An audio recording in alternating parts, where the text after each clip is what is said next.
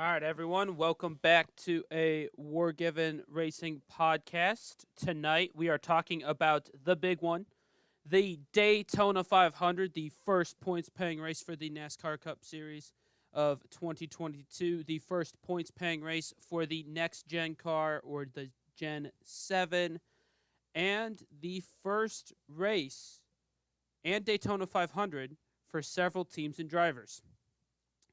Now, first off, we will take a look at the starting order for tonight, which is Kyle Larson on pole with Alex Bowman in the 48 on the outside, followed by the Roush Fenway cars of Keselowski and Buescher, with Austin Cindric, Michael McDowell, Ryan Blaney, Harrison Burton, and Chase Briscoe, with Kyle Busch rounding out the top 10. Notable starters farther back in the field, Chase Elliott, who finished second in last year's Daytona 500, is starting 11th.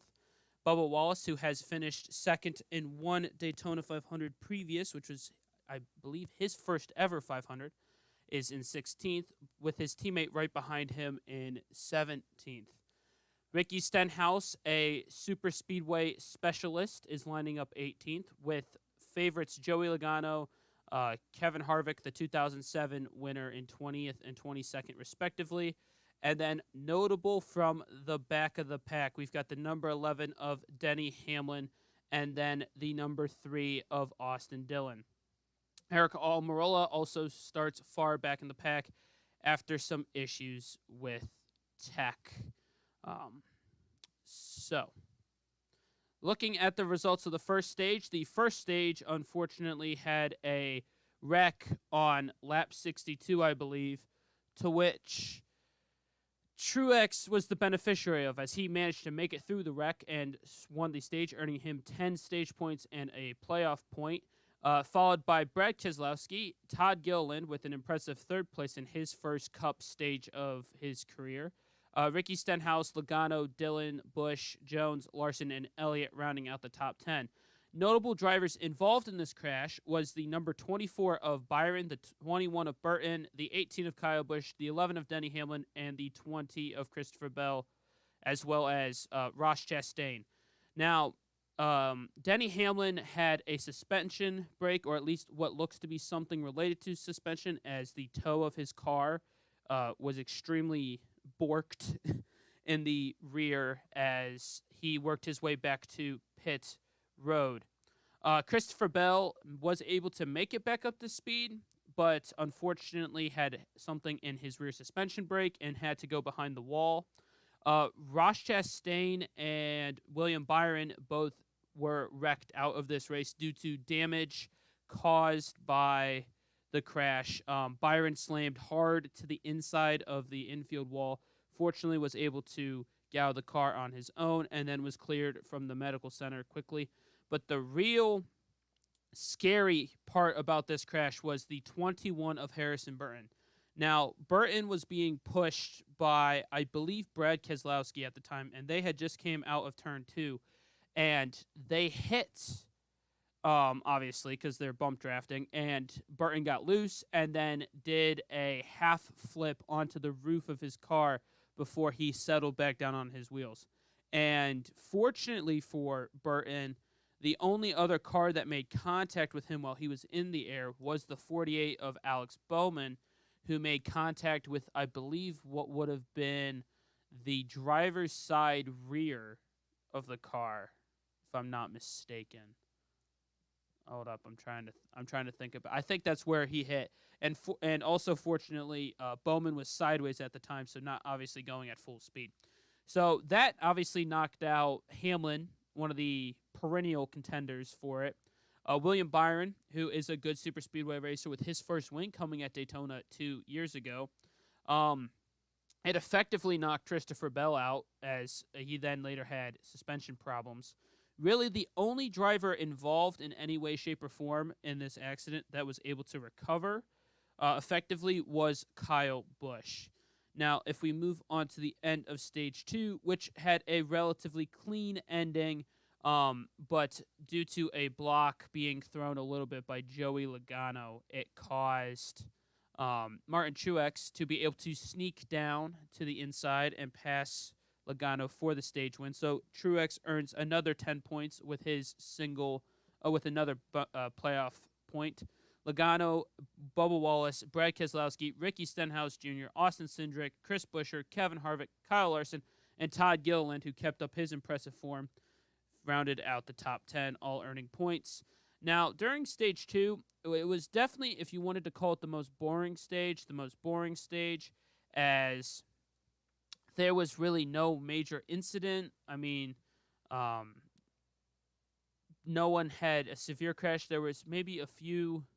I believe at the very end of the stage, someone had some form of tire problem, so they were slow on the apron. But really, the incidents didn't really. It was relatively clean. A lot of single file racing, but still hard as the drivers were struggling to control their car throughout the stage. So at the end of stage 2, which was on lap 130, NASCAR restarted for the final stage around lap 135, and the rookie, in only his 8th Cup start, with the first ever victory for Roger Penske's iconic number 2 Ford, Austin Cindric wins the Daytona 500, his second Daytona 500, as he was able to race his way in for Roger Penske last year, but was taken out late on with the big crash, which cost him a chance at possibly winning his first ever Cup start. Bubba Wallace, so antagonizingly close, only 3.6 100ths back of Cindric. Bubba was unable to get a sufficient push from, I believe it was 5th place Eric Almirola, to get him to the inside, as Blaney and Keselowski and Briscoe were all fighting on the outside. Briscoe, his best ever career finish, survived a spin that I believe happened. Yeah, it happened early on in the race in stage 1, and came back to finish 3rd. A good day for him. Ryan Blaney was in 2nd on the final restart, had the chance to make a move coming out of turn 4, and had to deal with Brad Keselowski, who we'll talk about when we get to him. Eric Almirola had a clean day. Obviously, starting 38th and finishing 5th is a great day, and what will most likely be his final 500, as he is in his final full-time season in the NASCAR Cup Series. Kyle Busch, an impressive 6th place, despite the fact that he was involved in not 1, not 2, but 3 different wrecks throughout the day. Quite impressive that he was managed to drag his car home for a 6th place finish. Michael McDowell, Mr. Consistency on these super speedways with a good top 10. David Reagan dodged 1, dodged 2, but could not dodge the 3rd big wreck, and he was going to finish in the top 5, but was involved in the wreck coming across the line. And then we come to the man of all the controversy today, Brad Keselowski. Keselowski was the one who inadvertently caused the first big wreck. He inadvertently caused the last big wreck, he caused another wreck in between. At the time, Ricky Stenhouse Jr. was leading, and Keselowski, coming out of turn 3, gave him the bumper quite hard and wrecked Keselowski. Obviously, I don't think it was done on purpose, but I think Brad, 1, either didn't care about pushing the driver out of the way, or 2, has not yet adapted to the next gen's strength when it comes to pushing cars out of the way, especially at these high speeds. A quiet day for Chase Elliott. They had a few issues on pit road. I know he stalled the car coming out of the green flag pit stop in stage 2. Still good for him to finish on the lead lap. Ty Dillon, another quiet day. Daniel Hemrick. Now this man had a drive-through penalty to start the race. Got back on the lead lap. Then had another penalty for some issue in the pit lane. Goes another lap down. Finds his way back up into the top 12. Very strong day from Daniel Hemrick. Kept the car clean. Martin Truex was involved in the wars. Got kind of T-boned, I believe, with the 3rd big wreck, which was between the Chastain wreck, the Stenhouse wreck, where Stenhouse kind of got pushed back up into Truex. But impressive he managed to bring the car home. Corey LaJoie and Landon Castle, I don't think this was a fair representation of their speed. Um, I think this was more reflecting their team owners saying, hey, we know we're going to get a good finish here. Corey LaJoie and Jamie McMurray in last year's 500 finished in the top 10. So I know they have speed at these super speedways. I honestly just think they were like, all right, we're going to put in like B+ equipment in terms of engines and everything. And we're going to ride. And we're going to make it to the end. We're going to stay in the pack. We're going to stay clean. And we're going to come home with 2 top 15 finishes and 2 next-gen cars intact when these cars cost us exorbitant amounts of money to buy the chassis of. So from that standpoint, mission accomplished. A good day for the Spire crew. Chris Buescher had the chance, and then his teammate wrecked. Stenhouse, who was 2 cars in front of Buescher, who was behind his teammate, and he got collected. Finished 16th, a lap down. I mean, good on the team for getting the equipment fixed up. Cody Ware, I believe, much of the same as the Spire group, kept the equipment clean, didn't want to risk anything, so good on him. Daniel Suarez, Kurt Busch had multiple issues throughout the race. Cole Custer had a fuel issue where he couldn't get fuel into the car enough, so he had to make an extra pit stop during the second stage, which cost him at least 1 lap and probably 2 by the end of the race. Joey Logano had a good day, and then he got involved in the second big wreck, which was at the beginning-ish of stage 3. Tyler Reddick got spun, which then forced Logano low. Logano spun into the grass and probably messed up some sort of suspension or something. Jacques Villeneuve, a good day. They finished. They didn't wreck. They had a few issues early in the race, which cost them some speed. Let's see, any other notables? Austin Dillon, good on him for finishing. A quiet day for Haley and Dillon. Kazgrala, good job. BJ McLeod brought the car home.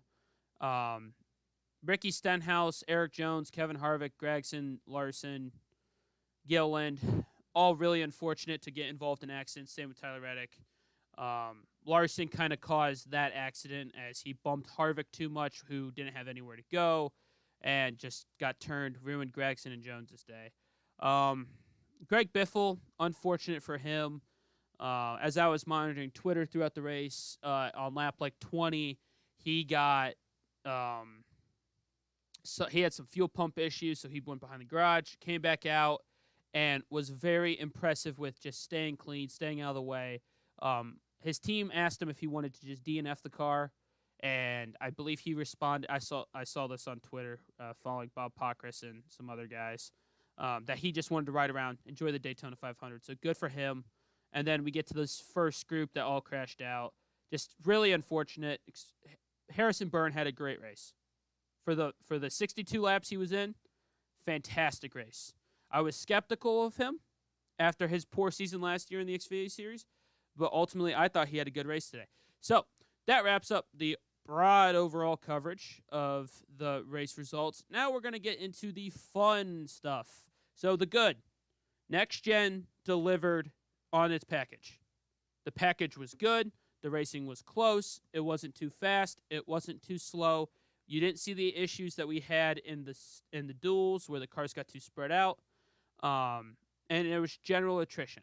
Sure, there were some issues with certain things like the fuel pump, getting fuel in the car, but teams worked that out.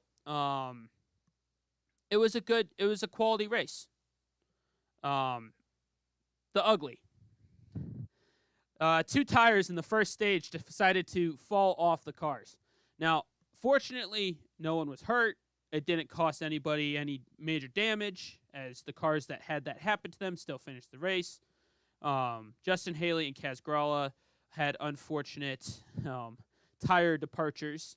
And it had to do with the tire safety pins not getting locked in when the pit crews used their air guns. Now, this was to be expected in some form, as NASCAR has moved away in the Cup Series from 5 lug nuts to a single lug nut. So obviously, while 2 loose lug nuts in the past may not cost you, the wheel may vibrate, you may need to come in and pit, you won't lose the wheel because you have 3 other lug nuts holding on. With the 1 lug nut, Your lug nut doesn't stay, your tire's going flying, and fortunately, nothing bad happened. Um, Other ugly, the penalties. There were a lot of them. Also expected. First race with high speed pits repeatedly, or high green flag speed pits repeatedly. So I know Daniel Suarez got knocked a few times. I know Kurt Busch got, or not Kurt Busch, Daniel Hemrick got knocked once or twice. It just seemed like every stop, someone was getting a penalty for something. But obviously, the rules are the rules, and that's fair and all. Oh, another thing I forgot for the good. With the next gen, it held up. We saw some big impacts today. We saw a car do a half flip, land on its roof, and the car, William Byron destroyed the inside wall. Very impressive from that aspect.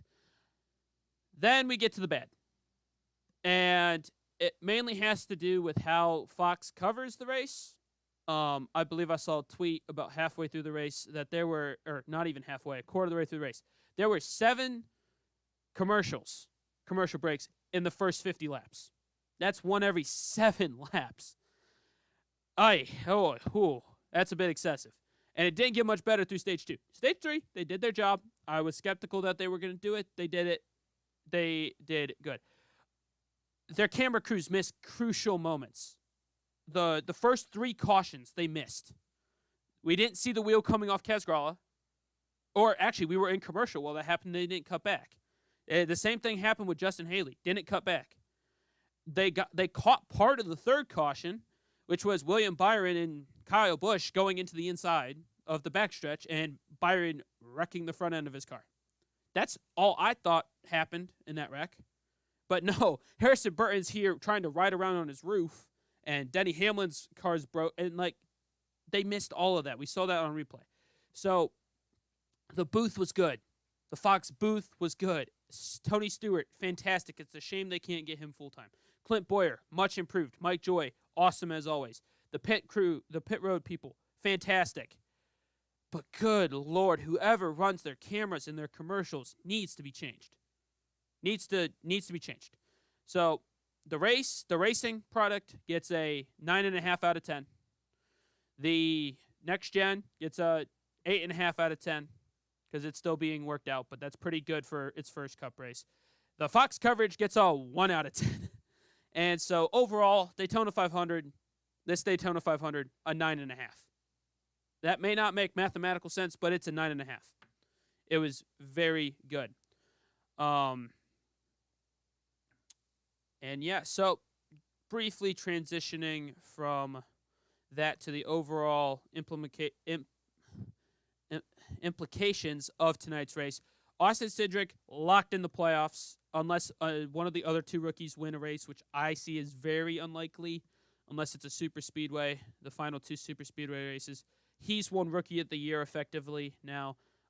Like I mentioned earlier, this is Penske's first win in the Daytona 500 with the number 2. So that's huge. And other American sports, the small amount of people in a certain position is a good thing. NASCAR, it's drivers. The number 2 has had 4 drivers. Rusty Wallace, Kurt Busch, Brad Keselowski, and now Austin Cindric. Rusty Wallace, Cup champion, did not win a Daytona 500 in the number 2. Kurt Busch, NASCAR Cup champion, did not win a Daytona 500 in the number 2. Brad Keselowski, a champion and who had just left Penske, has not won in the number 2. Austin Cindric in his first Daytona 500 in the number 2 won in what I would call Penske's flagship number in NASCAR. So awesome to see that streak ending. He's locked in the playoffs. So that's obviously an extremely, extremely good accomplishment for a rookie driver. Now, does it beg the question? Well, the playoffs, he won first race, whatever. I expect Austin Cindric to be fighting around that 16th place in points, if not the 11th, 12th, because of how good he is on a road course. So, moving on to last night's race. There was a race last night. I'm going to just quickly talk about the Xfinity race. Was not able to watch most of it, but I caught the ending. It was a solid Xfinity race, what you would expect, a bit chaotic, a lot more chaotic than the Cup race, and probably the most chaotic race of the weekend. Strong. It was a good race. You know, you had the big names up there, the Kala cars and everything. But probably the scariest wreck I've ever seen happened on the final lap. And if you haven't seen it, I'm not going to show it here for obvious reasons, but go look it up. It is Myatt Snider Daytona crash. On the final lap, because they had just passed the white flag, they're going down the backstretch, and because of the air disturbance at 190 miles an hour, Myatt Snider gets spun, somehow backwards, goes airborne, and hits the catch fence, which then the middle of his car hits a pole at the top of that catch fence and shatters the car. If you haven't seen pictures, it is insane. The only things not touched was the driver little tub that he's in. His engine block ripped out. His fuel intake ripped out. His tires ripped off. Like, no one hit him, surprisingly. No one got hit by him. I mean, cars took damage. J.J. Yelly had I think it was a exhaust pipe go through the part of his car. The spectators around the backstretch, which fortunately are no longer grandstands but VIP suites, was Michael Jordan and Bubba Wallace and Denny Hamlin. Denny Hamlin's bus back there had debris in its grill. Bubba Wallace and Michael Jordan were less than 10 feet away from multiple holes in NASCAR's catch fencing, which the fuel intake got stuck in. So, absolutely scary crash. The dude walked away with a small leg injury that most likely won't keep him out of racing for next week. Austin Hill, though. Richard Childress Racing, rookie in the Xfinity Series. He had ran some Xfinity races for Hattori, which was his truck team, but they were never full-time or that competitive. So this is really his first shot, and, man, he took it. I mean, the Chevys were strong. No surprise. There's a million of them. Good day, though, from Herbst in the 98, Ryan Sieg in the 39. Toyota kind of disappointing with Ty Gibbs being their highest. But then again, they had a few guys out early. Drew Dollar. There was really a few big wrecks again early on lap 14, then lap 91, then lap seems like 110, and then obviously the final lap. So ultimately a good day for the Chevys and some of the Fords, considering there's like 4 Fords. But yeah, biggest takeaway, NASCAR, good job with your safety. You just need to keep on it. You need to not become complacent, because it was a miracle that Myatt Snider walked away from that car last night, and I'm grateful for it. I would probably say that in terms of crashes that I've thought people have died in, that is number 2, behind Roman Grosjean. Oh, that crash still scares me. But it's just ahead of Ryan Newman, and it's horrible that I have this list within my last 3 years of really actively following racing, that I already have probably a list of 5 crashes that have scared the living daylights out of me. But wrapping up that, probably the final story, and I forgot to mention this with the 500, was Ford. Ford looks strong. There was an occasional Chevy in there. There was an occasional Toyota. Granted, the Toyotas, there's only 6 of them. Losing 3 of them, more or less, in the first crash doesn't help. But look at this top 10. There's 1 Chevy, and there's 2 Toyotas, and the other 7 are Fords. One of them is a Rick Ware Ford, who this time last year, or not this time last year, but 6 months ago last year, 3 Rick Ware cars wrecked 2.5 laps down at Daytona, to everyone's enjoyment and utter bafflement. So kudos to Rick Ware, getting their cars better. Obviously, the next gen helps, but kudos to David Reagan at driving extremely well. But Ford proved that the super speedways, it's going to be difficult to beat them with this package. And hey, as a Harvick guy, I'm happy about that. Rough day for Harvick as Larson kind of ended him. But, you know, that happens. Super speedway racing. Larson continues his unfortunate streak. And yeah, so if you want to hear my previous thoughts on the truck race, on previewing this 500, on other racing series such as Formula E, IMSA, check out the playlist on my channel page that has all the Wargiven Racing podcasts in them. There are also playlists that include just the specific racing series. There is my custom series, my custom 2021 Fast Car season, of which we are going to be doing at least one race this upcoming week at COTA, race number 7 of 35. Coming this week, tomorrow, there will be at least one stream, possibly two. The stream for sure will be the weekend recap. Gonna come up with a better name for that. But the weekend recap of Daytona, as that was the major series going on.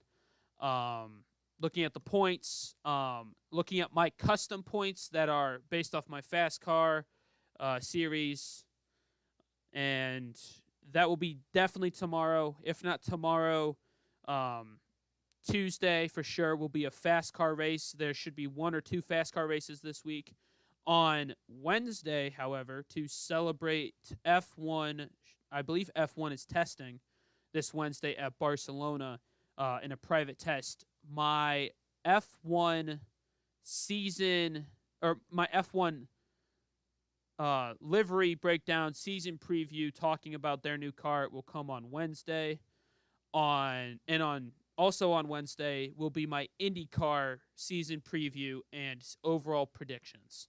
IndyCar starts up next weekend. I'm super excited for IndyCar. It's growing on me. I've mentioned it before, but I'm going to the Indy 500 this year. So we're going to have a very in-depth talk about that. As always, if you like the content, like, subscribe, leave comments with your predictions, your thoughts. Your rating for today's Daytona 500, again, mine is a 9.5, which makes no mathematical sense because the way I did my math does not equal 9.5. So that will be all. I will be back at least 3, if not 4 times. I may be able to stream on Thursday. It just depends on what's going on with school and everything. And then Friday this week, I should be able to stream before the weekend, which you will get on Friday, the weekend predictions for NASCAR. Now, every week will not be a reaction like this. This is special because it's the Daytona 500. So IndyCar will have one next Sunday, probably Sunday night around this time.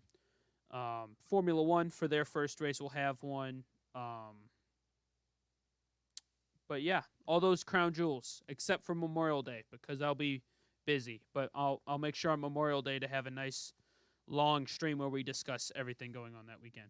So thank you so much. I hope everyone enjoyed the race, was able to watch it, or at least find some way to listen to it.